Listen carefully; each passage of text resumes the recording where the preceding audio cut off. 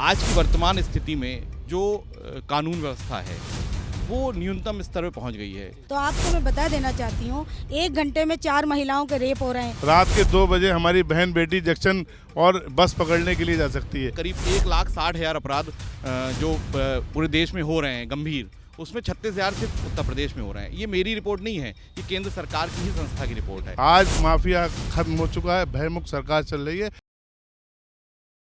आप कांग्रेस के साथ अगर इस बार आए हैं तो क्योंकि 2017 में भी आप कांग्रेस के साथ आए थे, समाजवादी पार्टी और राहुल गांधी एक साथ मिलकर के 2017 में चले थे और बोला गया था कि 2 लड़के उत्तर प्रदेश में निकल आए हैं और अब बड़ा तख्ता पलट हो जाएगा। लेकिन बड़ी बुरी हार हो गई थी साहब। उससे पहले तब भी स्थिति ठीक थी, लेकिन उसके बाद तो ऐसा हो गया कि मतलब सीटें बड़ी कम हो गई। उसके बाद जब आप कांग्रेस के साथ नहीं रहे तब भले ही आपकी सीट बढ़ गई, लेकिन जब आप कांग्रेस के साथ थे तब तो सीट आपकी और घट गई थी और आपने इस बार फिर से कांग्रेस का साथ ले लिया। मैं इस बात को इसलिए कह रहा हूं क्योंकि जिस राहुल गांधी का साथ आपने लिया है वो तो खुद ही अमेठी से हार गए थे, जहां से उनके पिता चुनाव लड़े थे। तो कैसे आप उन पर विश्वास कर रहे हैं? देखिए, मैंने कहा कि समाजवादी पार्टी का विश्वास संविधान में है, लोकतंत्र में है। लोकतांत्रिक व्यवस्था में जो भी जनादेश है उसका सदैव सम्मान समाजवादी पार्टी ने किया है। आज की वर्तमान स्थिति में जो कानून व्यवस्था है वो न्यूनतम स्तर पे पहुंच गई है।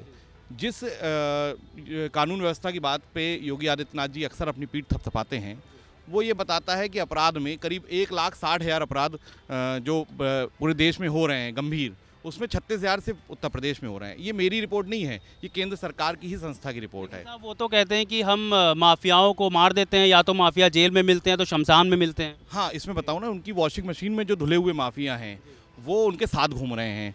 और रही बात माफियाओं को ख़त्म करने की, तो मुझे ऐसा लगता है कि भारतीय जनता पार्टी सिर्फ और सिर्फ माफियाओं को पोषित करने का काम कर रही है। अपने संरक्षण में माफिया जो उनके हैं उनको पोषित कर रही है। और कानून व्यवस्था के नाम पे जो स्थिति है उत्तर प्रदेश की, मैं बहुत लंबी चौड़ी बात नहीं कहूँगा, न्यूनतम स्थिति है, बहुत ही बुरी स्थिति है और कानून व्यवस्था चरमरा चुकी है।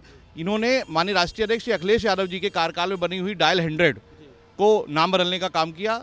पहले आदमी किसान खेत पे खड़ा है तो खेत पे खड़े खड़े उसे पुलिसिंग देने का काम अखिलेश जी ने करा। 10-90 देकर महिला सशक्तिकरण का काम किया। इन्होंने उन सारी संस्थाओं को, उन्हीं सारी व्यवस्थाओं को कमजोर करने का काम भारतीय जनता पार्टी ने करा है। और मुझे लगता है यहाँ पे युवाएं और महिला मौजूद हैं, उन सबसे भी आप पूछेंगे तो बहुत सारी चीज़ें आपको निकल के सामने आएंगी। मैम, आप एक महिला हैं और महिलाओं को लेकर के कई बिल भी पास होते हैं, उसके बारे में बोला जाता है।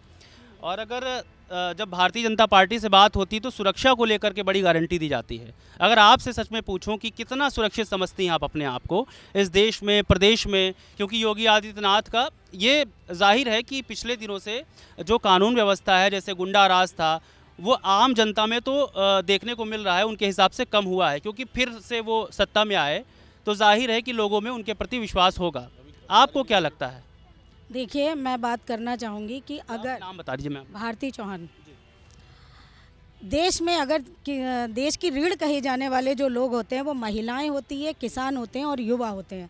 तो आपको मैं बता देना चाहती हूँ, 1 घंटे में 4 महिलाओं के रेप हो रहे हैं, 1 घंटे में 1 किसान आत्महत्या कर रहा है और 1 दिन में 40 युवा आत्महत्या कर रहा है। तो जब ये स्थिति लोगों की है, अगर आप इनसे बात करो तो ये कानपुर से लेकर मणिपुर तक बात नहीं करते हैं। रात के 2 बजे महिला सुरक्षित है। रात के 2 बजे हमारी बहन बेटी जंक्शन और बस पकड़ने के लिए जा सकती है। और एक मिनट सपा गवर्नमेंट में हुआ ये करता था कि जो खाली प्लाट पड़ा है वो हमारा है। और आज भाजपा की सरकार है। जो प्लाट जिसका है वो उसका है। आज माफिया खत्म हो चुका है, भयमुक्त सरकार चल रही है।